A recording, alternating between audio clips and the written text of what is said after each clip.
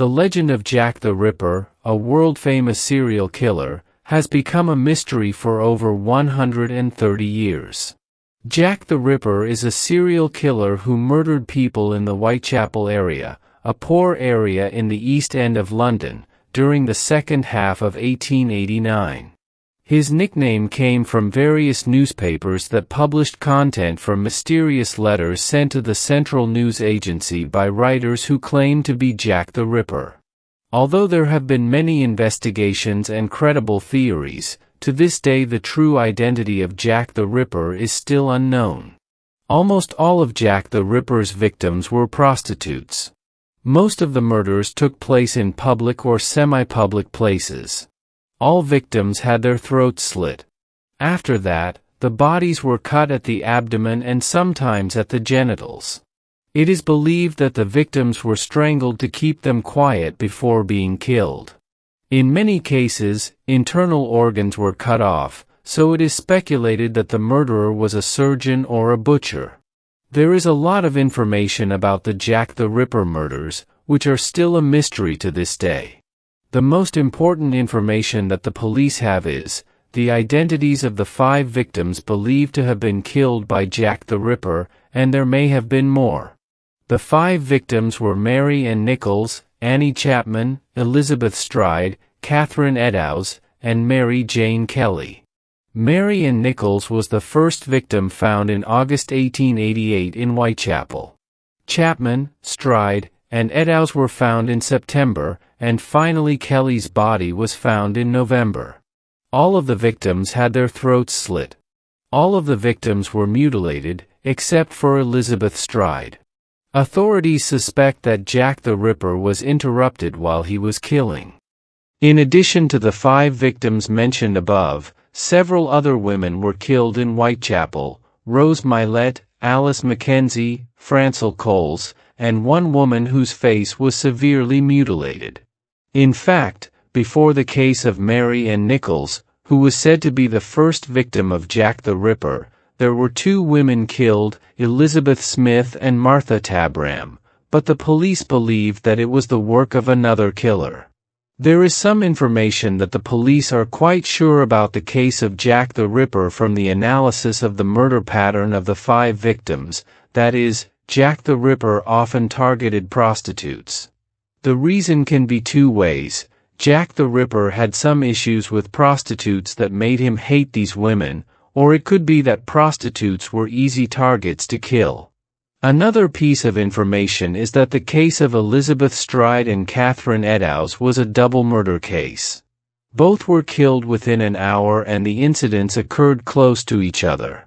It has been analyzed that it is possible that Jack the Ripper originally did not plan to kill Eddowes as the 3rd person in September. But he was still troubled by the unfinished method of killing Stride because it was interrupted first, so he did it to Eddowes as revenge. The investigation team confirmed that the 5 murders in Whitechapel were all the work of Jack the Ripper. The others were the work of other serial killers who imitated Jack the Ripper's behavior or were the work of outlaw gangs. Many witnesses have given conflicting accounts of Jack the Ripper's appearance, but some of the information is consistent.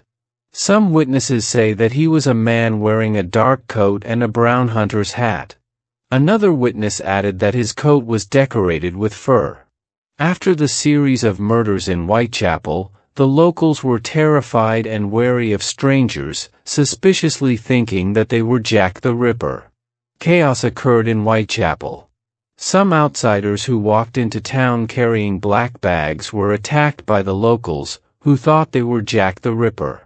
To this day, the identity of Jack the Ripper remains a mystery, even though more than 100 suspects have been identified at the time of the crimes, all of whom were butchers and slaughterhouse workers, because the officers analyzed from the pattern of the knife attack on the victim that he was skilled in using a knife but had no medical knowledge.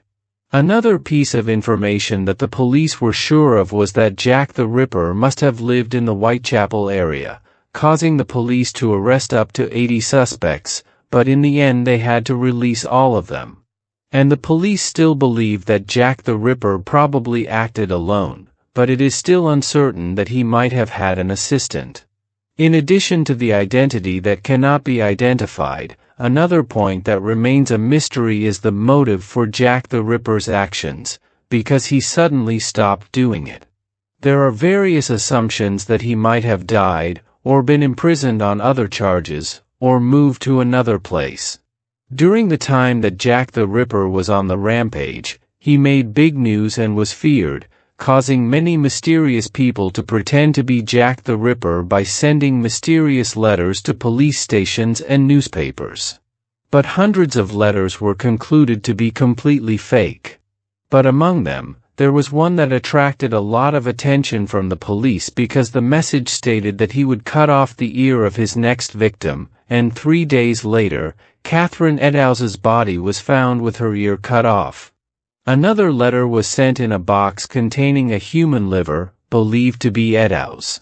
While examining the scene of Catherine Eddowes' murder, near where the body was found, police found bloodstains on the curtain of an apartment door. Above the curtain was written in chalk, "The Jews are the men that will not be blamed."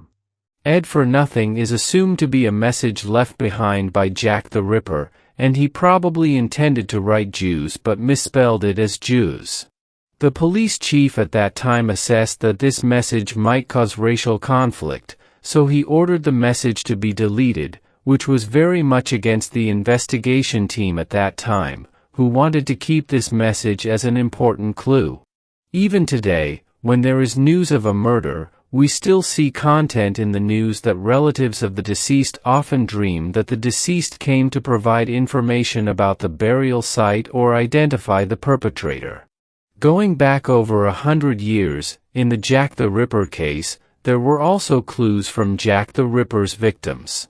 A local woman testified that she saw the ghost of Elizabeth Stride, and the ghost Stride described Jack the Ripper's appearance as a middle-aged man and a member of a gang of 12 people, which is consistent with the events at that time, when many unfortunate people were attacked by these gangs, but the police ignored this information and never linked the Jack the Ripper case to the gangsters. Although the Jack the Ripper case happened in London, this shocking news crossed the continent and became a famous story in the United States. To the extent that a doctor in New York, sitting in meditation, saw the identity of Jack the Ripper in a vision so clearly that he knew his name and address. This doctor's name was B. Barraclough. He sent a telegram directly to the police station in London. The message said that the real Jack the Ripper was named Thomas Totson, living at 20 Worth Street in London. But this clue had no effect because there was no man by that name and there was no house at 20 Worth Street. Although it is a case that is more than 130 years old, there is still some evidence preserved that can be examined with current technology. And one of the important evidence is the silk shawl that fell near Catherine Eddowes' body. And on this silk there was a blood stain. The blood stains were then examined for DNA.